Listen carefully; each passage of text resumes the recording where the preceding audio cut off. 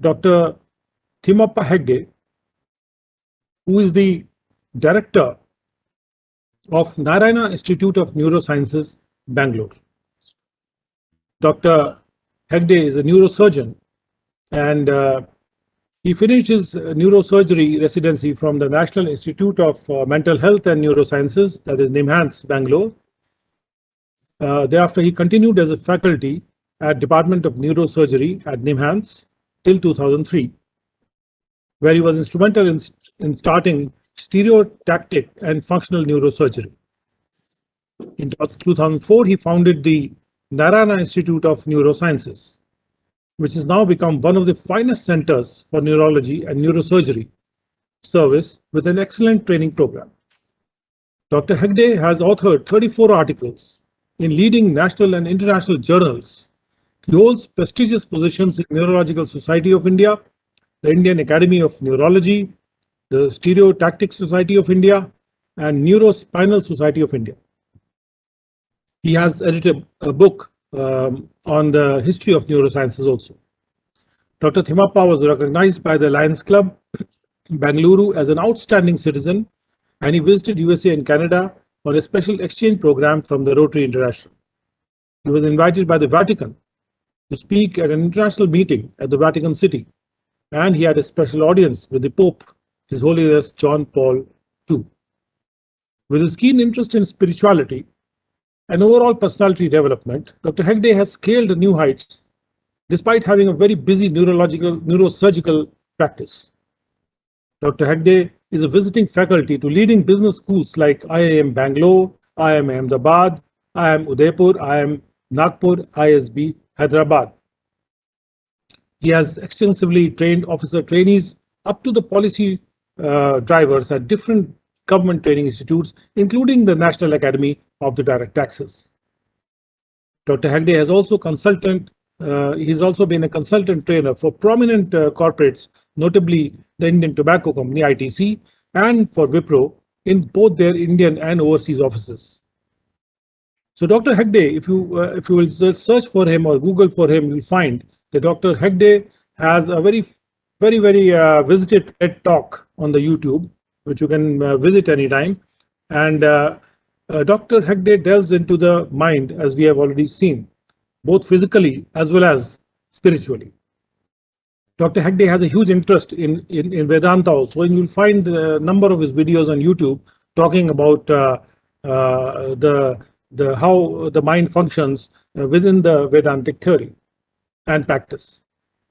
So therefore, Dr. Hegde is a wholesome personality for us, and we present you Dr. Hegde, and his topic for today is understanding the human mind for better taxpayer practices. So Dr. Hegde, it's all over to you. Thank you, sir, for a very kind introduction. I'm extremely grateful to both of the Arvinds, Shri Arvind Mishra and Arvind Kumar, for giving me this wonderful opportunity to be able to interact with all of you. Many years ago, it was Mr. Varshne, a retired IRS officer. He was Chief Commissioner at Ghaziabad. He heard me speak at NADT and he wanted me to speak to his officers at Ghaziabad. And it is through his contact that I got into this very august program where you have very great speakers also. More than 12 years ago, my first exposure to the Income Tax Department was through Mrs. Janze Bakhtar, who's also in the service right now. And she introduced me to NADT. From then on, I think at least 12 batches of IRS probationers have been able to spend a full day program with them at Nagpur. And then there is to be a program for the commissioners and senior commissioners, those who have finished about 25 years of service. And invariably, I had an opportunity to meet with all of them. It was amazing to see all of you officers when you come back to NADT after 25 years. Many of you not meeting each other elsewhere. And when you come to a place where you've had your early training, it was like homecoming. And many people had not seen many of their colleagues for a long time. And the first reaction, and it was very humorous to see that each one would observe the others have become so old. And the fact was they never realized that they have become old. This I had an opportunity to introduce India. I never had a chance to come to Lucknow, and I need to share something about Lucknow, about the story of Wajid Ali Shah. All of you in this audience are very informed people. The moment I mention the name Wajid Ali Shah, it would ring bells to you. You would know who this person is because there was a movie portrayed in his name called Shatranj Ki Khiladi. He was the last Nawab of Oudh, and those from Lucknow know about his palace. I had a chance to be to that place when I visited Lucknow too. I have a particular reason to speak about this story of his life. He had a great passion for music, and he would invite various musicians to his court. But there was one musician who persistently turned down his invitation. And because he was, the Nawab badly wanted him to come, so the Nawab goes to the doorstep of the musician and requests him to come. When the ruler of your province comes to your doorstep, you cannot say no. He said, I will come, but there is one condition. The Nawab was a powerful man at that time. He says, whatever is your condition, I'm here to fulfill. So he said, the only condition is this, that when I play my music, I don't want anybody to sway their bodies. I want them to be absolutely still. So the Nawab said, no problem.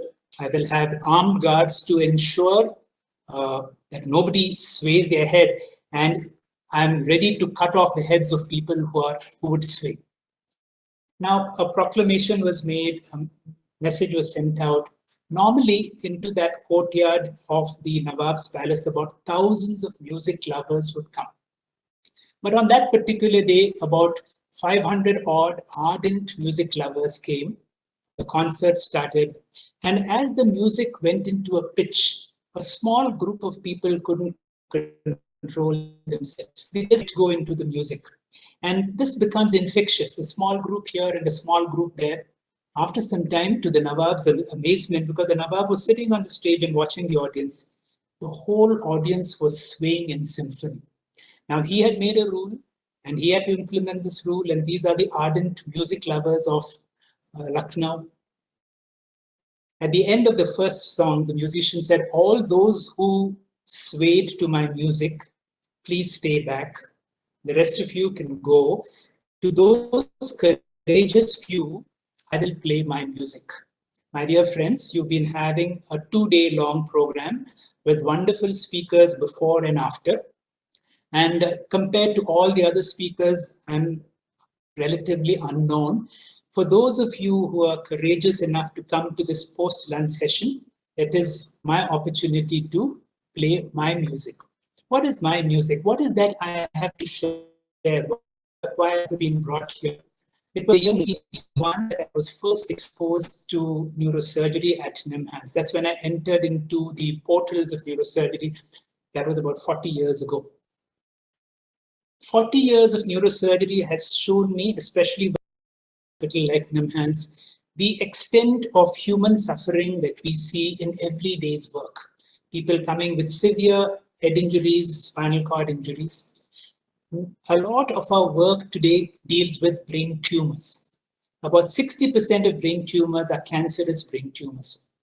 Although there is considerable improvement in the cancer treatment for many other areas, it is very unfortunate that some of the most cancerous forms of brain tumors, we still don't have a good form of treatment. That means once you operate them, even though you do the best of surgery and the best of chemotherapy and radiation therapy, it's around 1.5 to 2 years that many of them survive. So we have to be realistic with the patient and family. And one of the hardest things I find in our work is to be able to break bad news that this tumor is malignant, that the expected survival with the best of treatment. And it is very difficult in human nature because the person is absolutely fit. He's like any one of us. Sometimes it happens to be small children, and the emotions when it comes to small children is much more. The brain being the headquarters of the nervous system and being so delicate, one of the problems we see is a small damage to the brain can lead a person to various amounts of disability. A person can lose speech. A person can become paralyzed. He may not be able to see. Now, if there are any of these faculties lost, you will see how disabling it is for that particular person. What is my message? Now, all of us want to live, and all of us want to live 100%. The problem is, those of us who have been gifted with this gift of health, we tend to take this for granted. We are so preoccupied with our day-to-day that we forget what a great gift that we have, that I can see, I can walk, I can talk. Now, these are small things, but you know why I'm focusing on this? One of the important questions, all of you are officers were extremely busy, and I know this is a post-lunch session, and I would like to bring your attention to something in the post-lunch session, because what happens is, you can drift off unless you pay attention to. All of you are officers who have influence on a large number of people. Stephen Covey has said something about good listening. He says good listening is what is called 3% listening. What is 3% listening? 2% listening is I am speaking and you are listening. 3% listening is I am speaking, but you are listening with the intention to make a difference to somebody. If you are here for a program to see what is that I could get from this program, what is that I can share, primarily what I need to share with you is about the great gift that we have is of the human mind, and what is that we can optimize so that we can live full personal lives and full professional lives. As I said again, very rarely we get time off from work, but if you can take few minutes off to be able to reflect on some of these questions. One of the questions that we need to ask ourselves is, why do we do whatever we do? An ancient wisdom is Sukha Prapti, Dukkha Nivritti. All my actions are towards happiness and to avoid sorrow. That means all the time I want to be happy. But what are we doing in real life? We are postponing happiness. There is a beautiful poem that says, the time to be happy is now. The place to be happy is here. The way to be happy is to make someone happy and to create a heaven right here.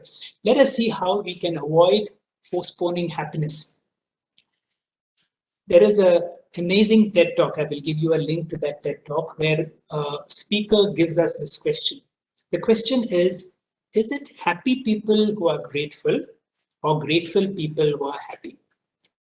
Happy people means those who are blessed with all the good things in life. Are they likely to be happy, or is it that grateful people are happy?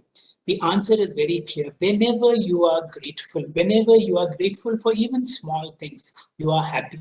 And therefore, one message I would like to bring it is how we can be grateful. Because whenever you are grateful, you are happy. I would like to share a little poem. This is a poem which goes this way. I've never made a fortune and it's probably too late now, but I don't worry about that much. I'm happy anyhow. And as I go along life's ways, I'm reaping better than I sowed. I'm drinking from my saucer cause my cup has overflowed. Whenever you feel grateful, you feel that sense of overwhelming. You feel a sense that my cup has overflowed.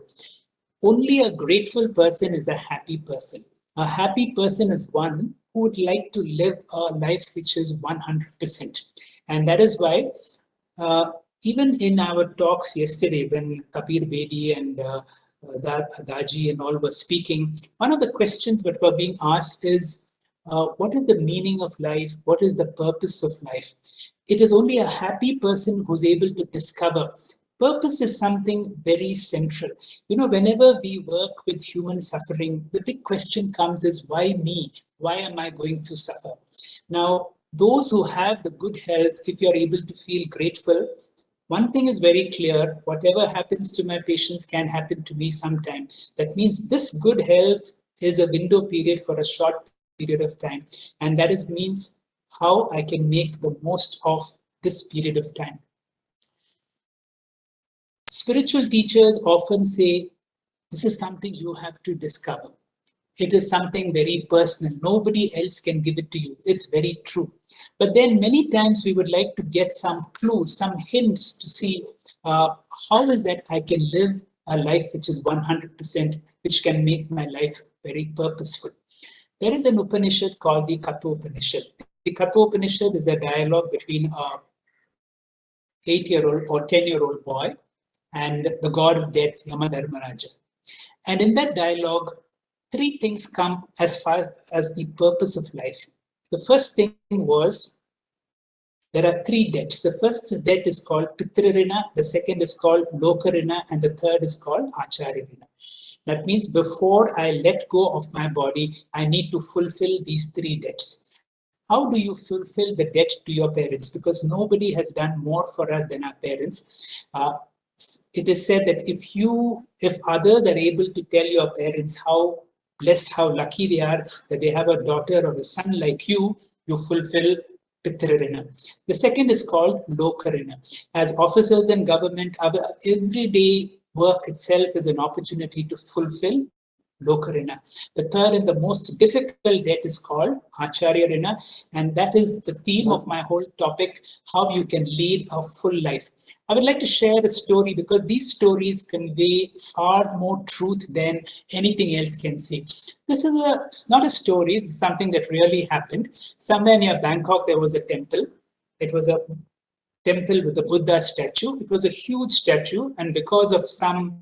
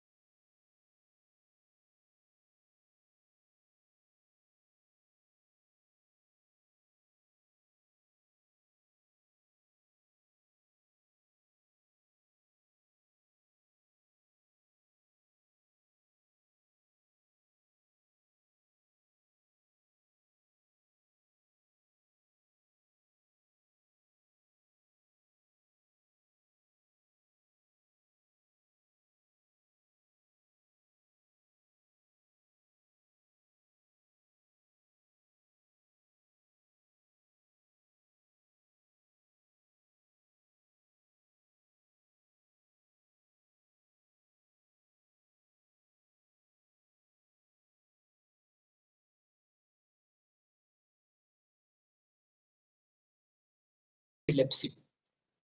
About 40 years ago, a certain psychologist called Roger Sperry studied these people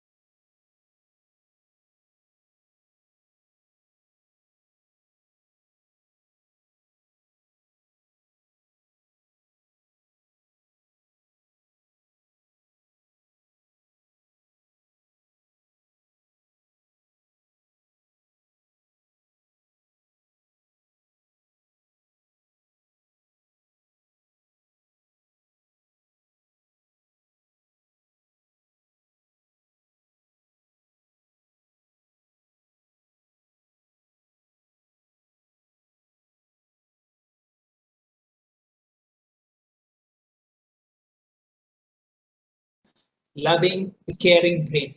Now, we are talking about various soft skills. We have perfected our work as far as left brain. Now we need to see in programs like this, how is that I can improve my functions of the right brain. One of the functions of the right brain is, and that is why I'm going slow, is that we have to deliberately slow down.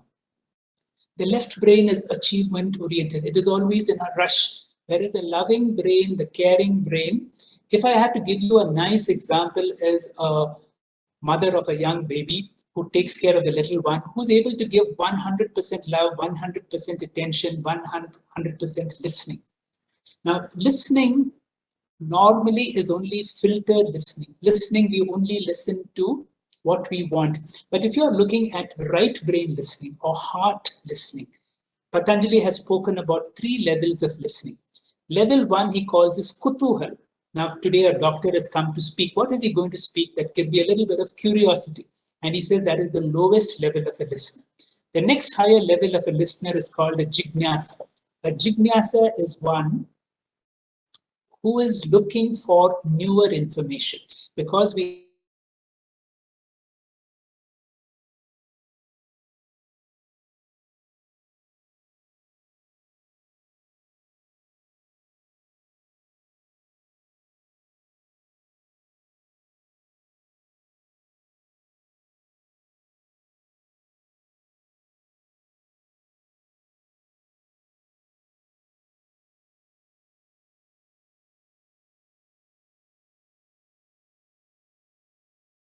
operating room to operate on the brain, which is one of the most delicate structures.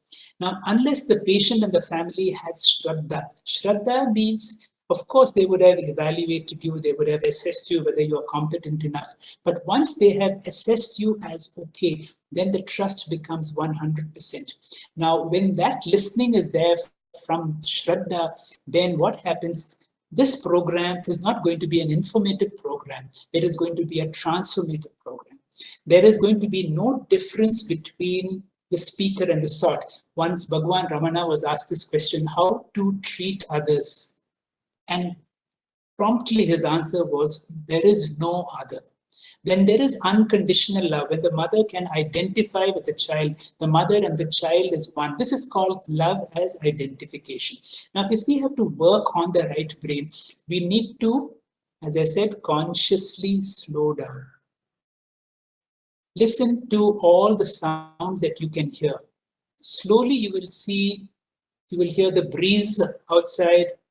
You will hear the birds chirping. You will be open to newer dimensions of listening. Music is another nice way of opening up the right side of the brain. The more we play games, not to win, but to enjoy. When you play games to enjoy, especially when you play with children, and whenever you are with children, whenever you are consciously slowing down. Now, when the left brain does not want to lose time, the left brain is always time conscious. The right brain talks of consciously slowing down. Once you integrate both sides of the brain, you develop a certain mastery over yourself. You develop the brain now becomes the tool for you to function. The brain now becomes an instrument. You are now in control of the instrument. If a program like this has to make a difference, is there any inventory? Is there any checkpoint? I will give you an inventory abbreviated as FIR. Now, we know FIR from a common language in the police world, but the FIR that I'm talking of, where we have mastery on both sides of the brain, F stands for frequency. How frequently I lose my equilibrium, how frequently I get very angry or upset, if you can make a personal inventory of that. I stands for intensity. You may be watching me, I may be upset for some reason, but I'm able to mask it if the intensity is very low. Now, level 2 is when the upset comes to the level of the verbal level. You can hear it in my speech. The tone of my voice changes. Level 3 is you will see it in the body. So frequency, intensity, level 1, mental, level 2 is verbal, and level 3 is from the body. And what is R? R is how do you recover, how quickly you are able to recover. All great masters say the index of personal mastery is the ability to give a gap between the stimulus and response. Whenever you are provoked, give a gap between the stimulus and response. And responsible people have the ability to respond and not to react. I will conclude with a few stories. I will conclude well ahead of my allotted time so that we can have some time for discussion. And if possible, we will do a short relaxation technique. This is a story. Now, why I'm sharing all these stories is stories are able to convey the truth far better than anything else can do. This is a story of a father and a son, and I want you to picture the story. Here is a father who has come home and his little 4-year-old son wants to play with him. Now the father and son are playing, and just then the father gets a message. Can you quickly resend that mail? It is very critical for me. Now he has to leave the boy and go back to his laptop. But when children want you, they want you 100%. And to make both things possible, the father gives the boy a map of the world, tears it into 4 or 5 pieces, and tells the boy, it is a jigsaw game for you. I want you to put the world in place. And I promise you, the moment you put the world in place, I will play with you. So the boy was working on the jigsaw. The father goes back to the laptop. In no time, the boy is able to put the whole world in place. And the father is amazed. He says, Sonny, how did you do it? And the boy says, Papa, behind the picture of the world map you gave me was a picture of a man. I put the man together because I knew one thing for sure. If the man is okay, the world is okay. All we need to do is to work on that man that I am, to work on this great mind that we have. And if you analyze our mind, you will see the basic unit of the mind is our thoughts.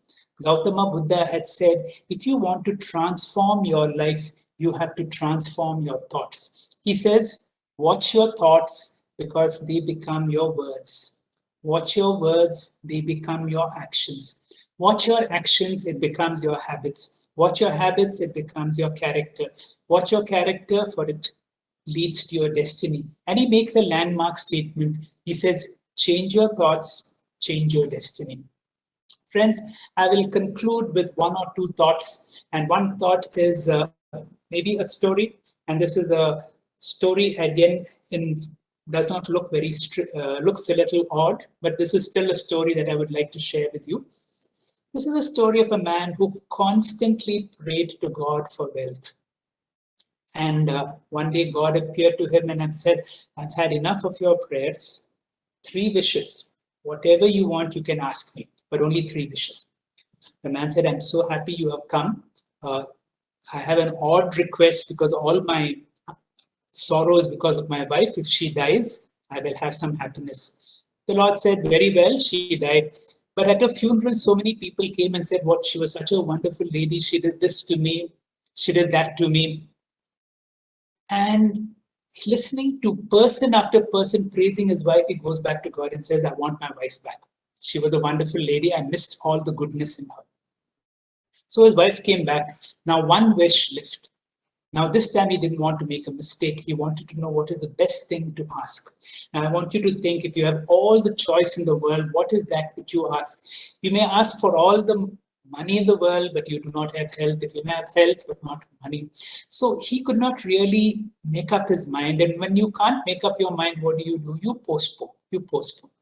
And it so happened that years passed, he was getting old. God remembered his wish. He comes back to him and says, why don't you ask for your wish? So the man says, I'm so glad you have come back. Can I have 1 more wish? And so God says, what is it? He says, can you in your intelligence tell me what to ask? And God says, ask to be content and fulfilled no matter what you get, because I know what you need more than what you desire. Friends, the 2 words that I would like to leave you with is this. For all that has happened in our life until now, Thank you. Because a grateful heart brings about happiness.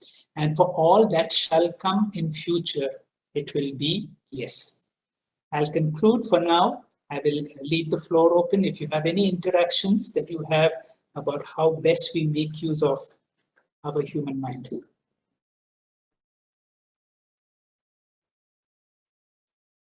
Sir, am I audible? Yes, please. Thank you very much, sir, for this wonderful lecture.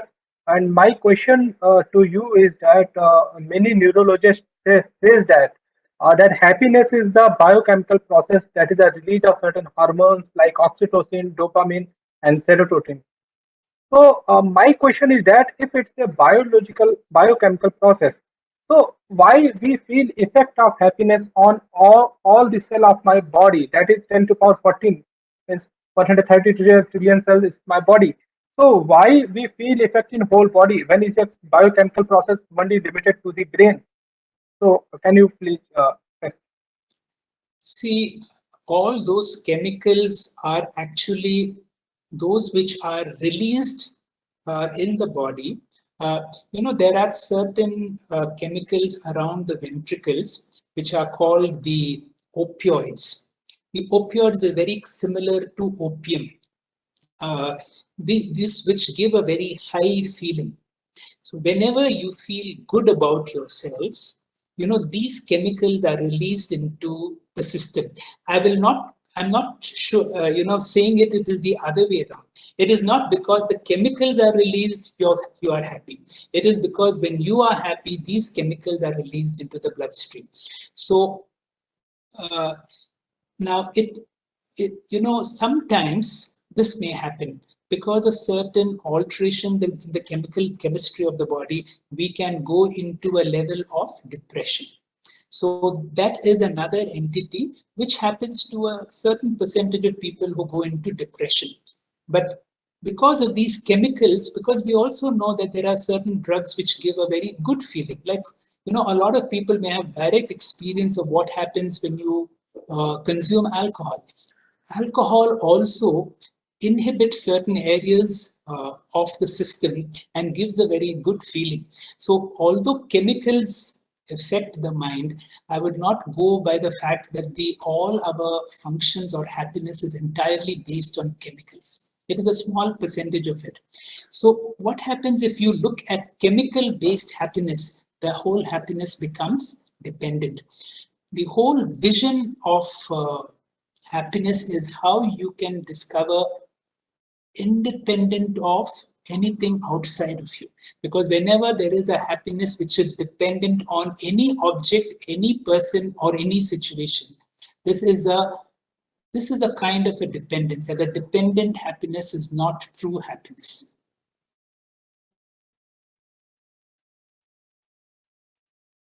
Sir, one added question. Sorry for taking your time. Sir, you said that grateful people are happy people. Sir, my question is that we are grateful for many things. I have no pain in my body. I have a good marriage life. I have a good job. But there are certain problems in my life, and my whole focus goes on those problems only. So, how to be grateful? That's my question. This is the uniqueness of the human mind. The human mind tends to major on minor things. I may have 99% good things in my life, but there is one thing which is not okay, one or two things. The human mind focuses on that. And that is why in part of our exercise is to consciously, the human mind works auto. After some time, we have no control on it. That is why a great psychiatrist has said the pathology facing humanity today is called robopathology. Robopathology means our whole lives become so stereotyped, so mechanical. Now, I gave you that example of when you are in the right brain, suddenly you become more slow, you become more sensitive. That is why all forms of meditation work on the right brain. And meditation is that's why it's such an important tool, because when you are into a meditative phase, you have a greater control on your mind. And when you have a greater control on your mind, then what happens? You become so internally big. When you become big, not that your problems disappear, relatively it becomes smaller.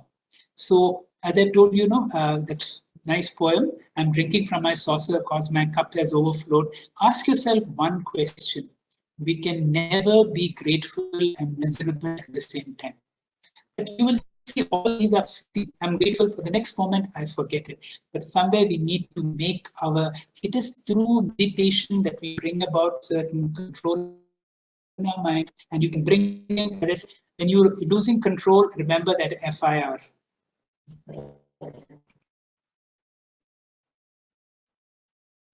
Thank you very much, sir. I'm a little afraid to do that relaxation technique in the post-lunch period.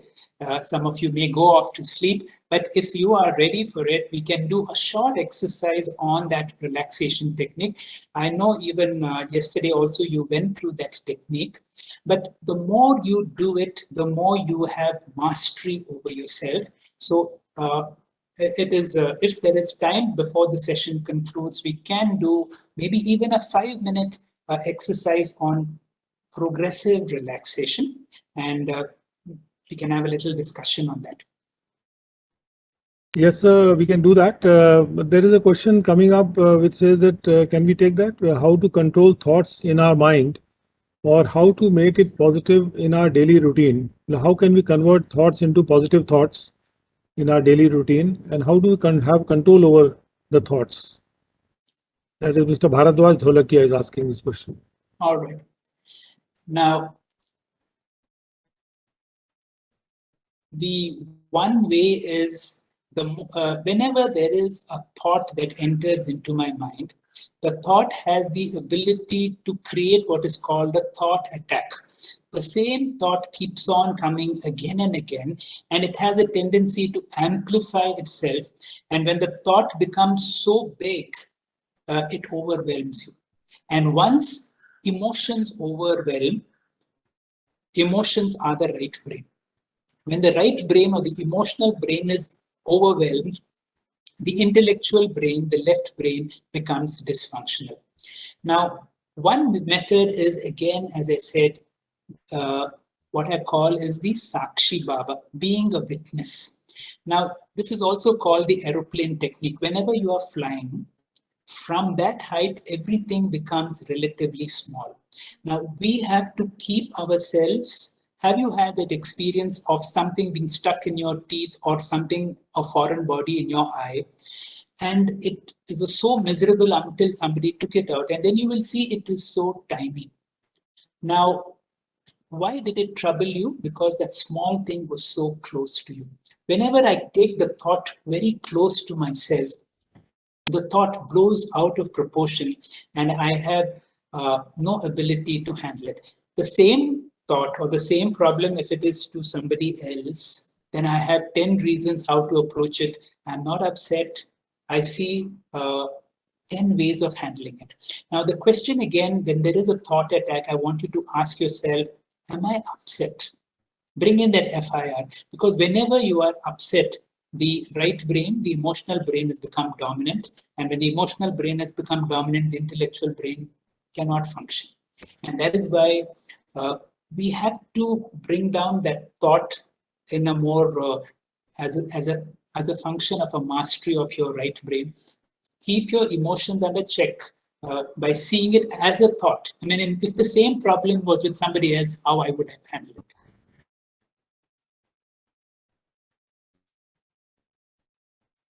What precautionary steps should we follow? That's a question being asked. What precaution steps we should follow to control anger? Right. See, anger is an emotion which happens. I've already said, between the stimulus and the response, we need to see ourselves as the more responsible people have the ability to respond and not to react. Now, the more we give a gap, I'm greatly impressed by a Russian mystic called George Gurdjieff. You can Google him. He is the person who brought the wisdom of the Sufis to the Western world. The Sufis are everything they have to speak is about ishq, about love. It is all about the heart. If you want to look at people who are predominantly right-brain people, are the mystic saints of the Sufis. And one person who brought the Sufis into the Western world is a great Russian mystic called George Gurdjieff, Gurdjieff. You could Google and check on this person. He's a Russian mystic. He said, this is all that I have learned from my father. Whenever you are angry, he says, don't respond, wait. Your maturity is give that gap. His clear message is the more you give a gap between the stimulus and response, then you will see you will have a more mature way of functioning. And again, as I said, these things cannot happen by just discussion. It begins by an everyday exercise where I said, can you bring in more music? Can you bring in a general slowing down? I give you some 5 or 6 exercises that can work on the right brain technique. Can we learn to consciously slow down? Can we bring in certain exercises, games in daily life? Now, all these collectively work to bring about a sense of personal mastery. And when you have a sense of mastery, and remember that FIR rule, this was given to my guru. You can see the picture here.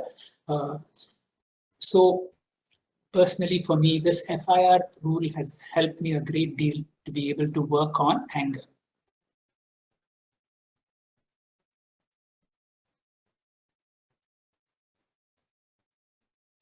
Sir, some people keep on thinking about the same thought continuously, like cleaning utensils or cleaning certain spaces. People are obsessed with those thoughts of cleaning and other things. Is this also some biological thing, or how can we sort it out, or is it sortable? We have to see if it is, when it comes to an extreme level, sometimes we need to take certain professional help. But many times it is a borderline personality trait. That is all of us are not 100%. There is a defect in our own equipment to a certain extent. And we see that we have those tendencies. But as I said, this whole exercise is to look at various deficiencies that I have in the tool. The more I see myself as someone who's controlling my mind. Now, if you see that Mahabharata, Bhagavad Gita picture, you see a picture of a chariot, you see certain horses, you see the reins, and then you see Arjuna as a passenger and Sri Krishna as the driver. Now, all this is very symbolic of mind management. Those horses that you see are the ones like the sense organs which are running in different directions. The reins that control the horse is our human mind. The passenger is all of us. Sri Krishna is my higher self. Arjuna did a brilliant thing when he put Sri Krishna on the driver's seat. In all of us, there is the lower self and there is the higher self. The higher self is my intellect. The higher self always knows what is right and what is wrong. The lower fellow in me has a tendency to go through shortcuts. But in each one of us, you will see there is the split. If I can put the higher self in me, like Sri Krishna on the driver's seat, then what happens? Then now I know my mind is erratic, my mind gets emotional, the mind feels sad, but then the controls are with me.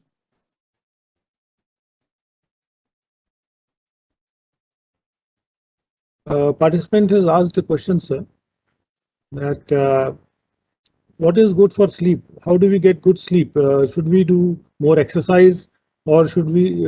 Is there any practice that we follow by which we can control the mind and put it to sleep?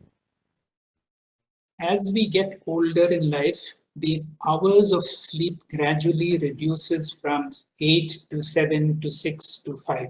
You will see one of the problems that happen as we get older is the number of hours of sleep has definitely comes down. Those who sleep in the afternoon may have real difficulty in falling off to sleep at night. And therefore, those who have a problem of sleeping at night, I would say avoid any form of sleep during the afternoon. Any form of physical exercise. One of the techniques is, if your dinner can be a little early, the gap between the food and the sleep should be about 3 hours. So if you can, you will see those who travel abroad, many of the people in the Western world have food much earlier, around 6:30 in the evening. If they call you for a dinner party, it means it is around 6:30 in the evening. Our tendency is to have later and later dinners. And when you have a later and later dinner, what happens, the chances that we fall asleep becomes even later. So for those who have issues with falling asleep, I would say some form of physical exercise, have dinner early and read something. See, when today books are all disappearing. Whenever you read, there is a natural sedative that comes in reading.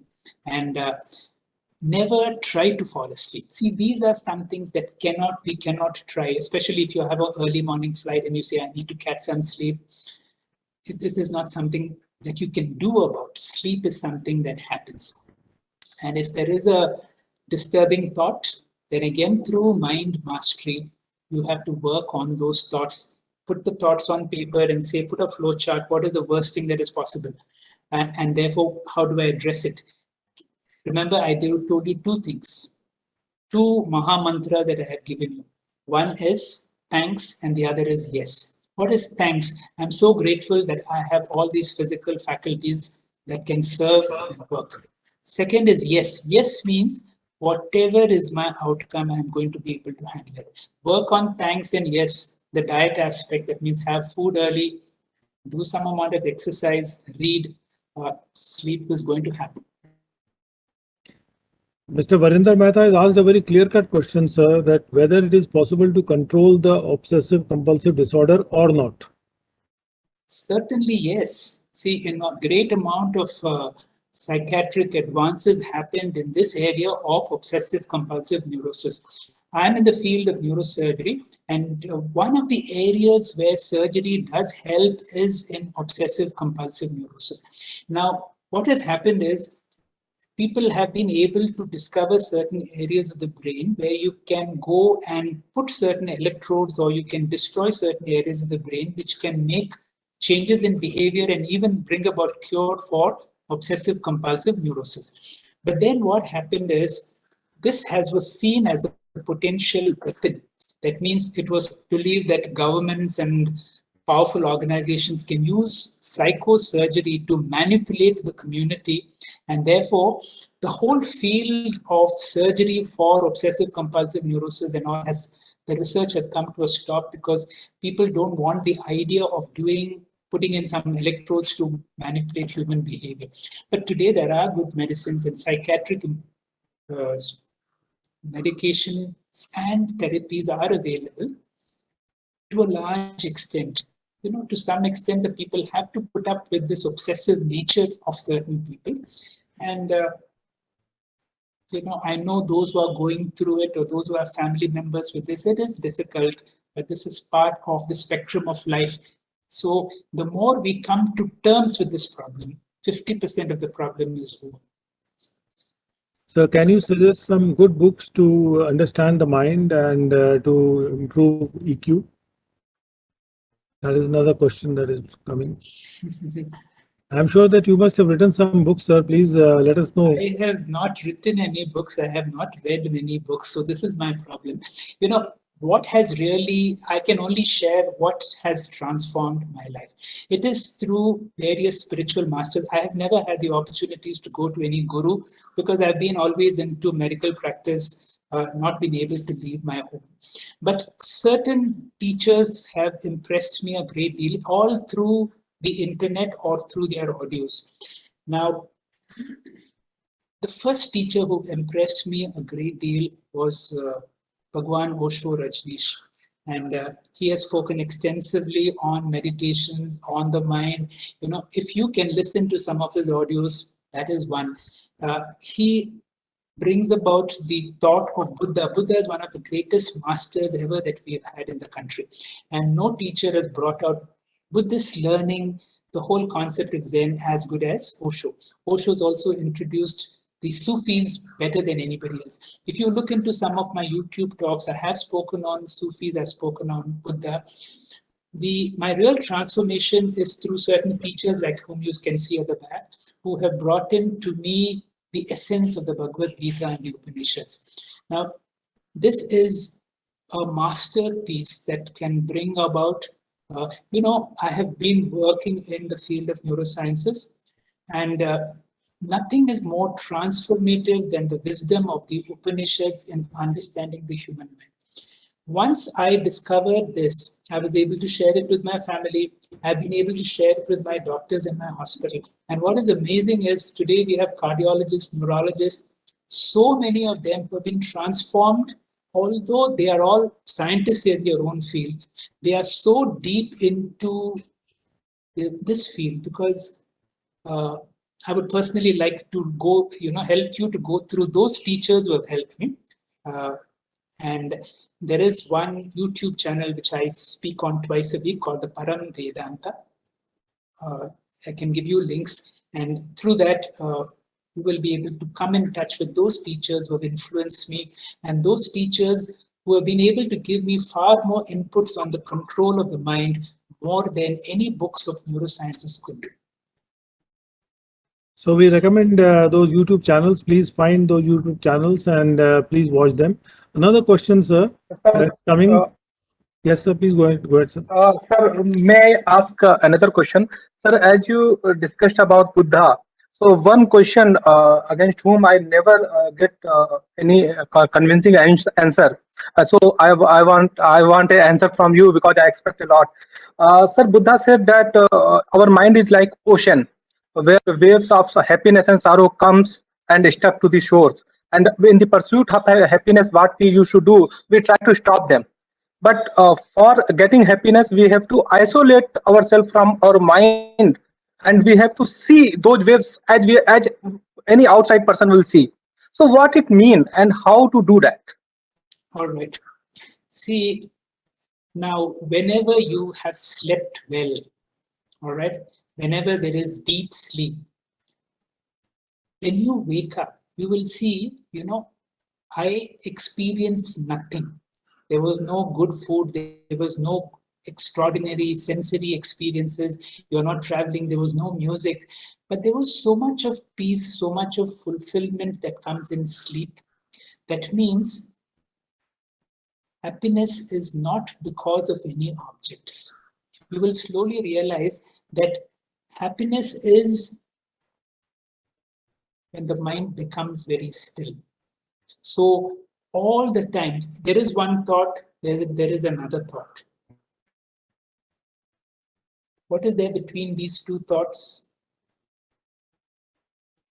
No thoughts. Now, the real secret is increasing the gaps between thoughts and being in that now. Whenever you need the mind, you use the mind. The mind has now become an instrument for you to function as an officer, as a family member, when you are driving in the streets. But when you're not doing anything, can you experience that no-mindness? True forms of meditation is, Buddha has given one technique of meditation called Gamana Vipassana. You will see Buddhist monks, they will be walking up, walking down, walking up, walking down. What are they doing? They are simply walking, they are watching. So in Vedanta, this is called the Sakshi Bhava. In the Buddhist parlance, it is called no mind. And if you understand Gamana Vipassana, that means if you can make walking as a form of meditation, slowly you can bring this state of mind all through your day. And then you will see happiness can be a function that is available to you as and when you want. There are certain mind techniques. I mean, mind techniques really more than that, it is mind understanding. The more you understand the mind, again, the Sri Krishna Bhagavad Gita example, you have the whole mind is only those reins which is controlled by the higher intelligence in you. It is not that lower intelligence. See, there is always that duality between us. So give controls to the higher me, and you will see your life becomes different. Thank you very much, sir. I got the convincing answer. Thanks a lot for that, sir. Thank you. Sir, one last question is that our children are facing a lot of mental fatigue because during the pandemic time, they are not going to go out and they are not having any peer-to-peer interaction. How to stimulate positive thinking in the growing kids? How old are they? It depends upon the age. You know, there is a. Jyotsna, there is- please tell us. Yeah. It Jyotsna's depends. question. So I had posed this question, and I'm talking about a 6-year-old. I mean, almost 7 now. All right. You know, there is an ancient Indian rule to work with children. It says, Pujaye Panchavarshaye. Until the age of 5, bring the child in the environment of love, give all freedom till the child is 5 years old. Then he says, Dhandaye Dashavarshe. From the age of 6 to the age of 16, subtly bring about discipline. This is the challenge all parents face. But then without discipline, there is no growth. You will see in all walks of life, in our own life, unless discipline is, there are certain rules beyond which there is no. So every family should instill a certain amount of discipline, because there is this only window period that you have between the age of 6 to 16. And then he says something wonderful. He says, Prapte Shodasha Samsare Putram Mitram Achade.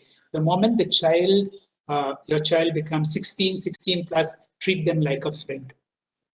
Now, 6-year-old, I would like to say, very challenging, especially if you are in the services and if you're a woman, you always have the challenge how much time you can give. It's really giving more of yourself to the child.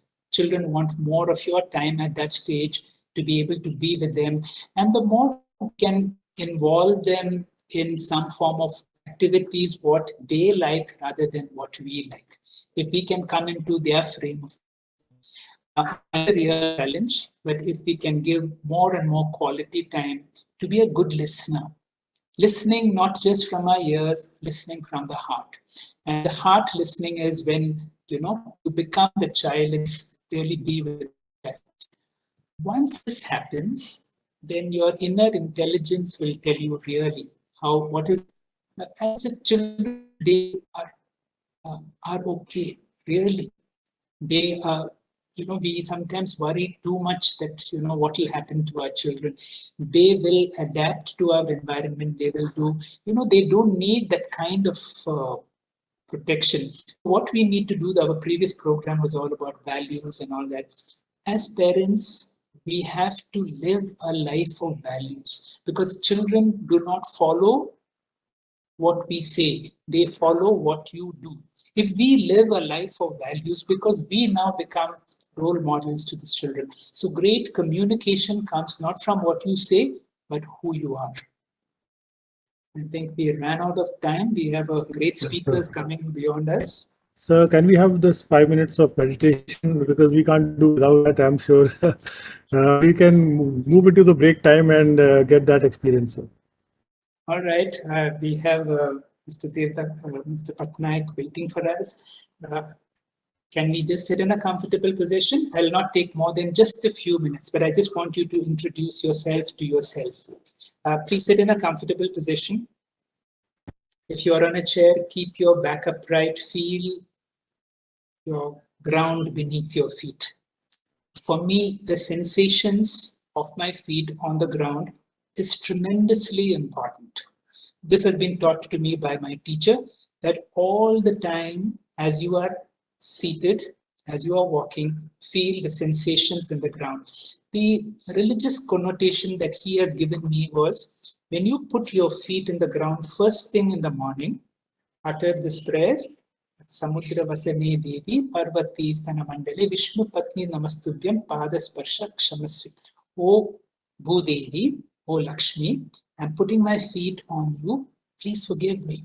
From then on, you have a certain connectedness to the infinite, to the divine. Now feel your connection to the ground. Your connection is also on the seat that you are seeing. You can keep your arms, if you wish, clasped on your thighs. Keep your back upright. Keep your eyes closed. Not too tight, not too loose.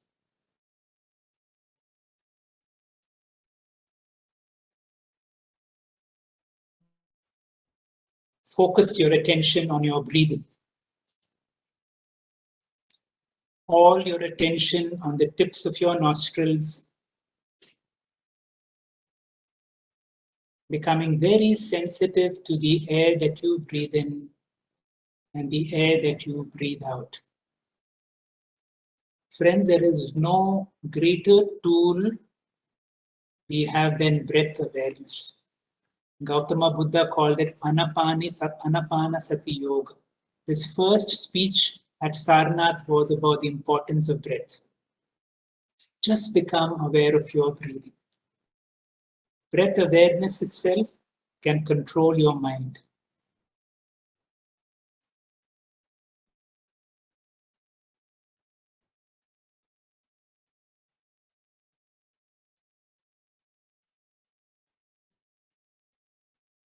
Observe the gap between breathing in and breathing out.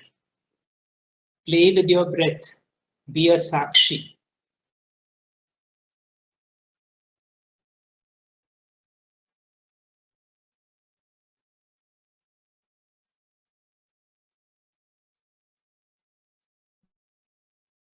Shift your attention to the gift of your body. Imagine a video camera is focusing on your body. Become aware of your whole body.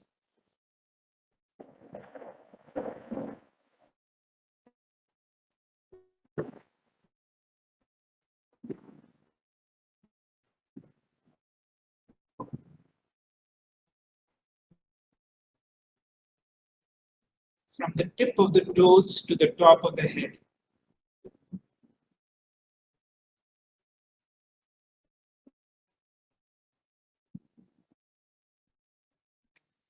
If there is tension in any part of your body,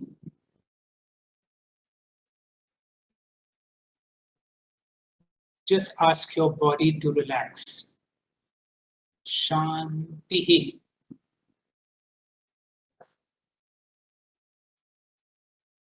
Feel a deep sense of peace enveloping your whole body.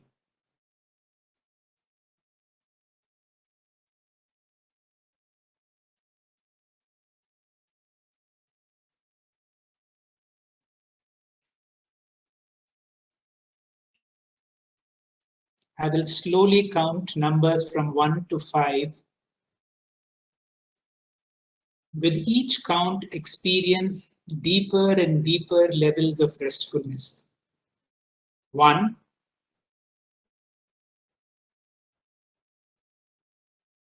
2,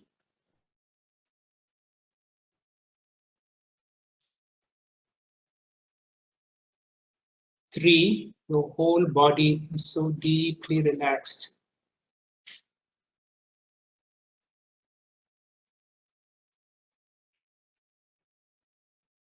4,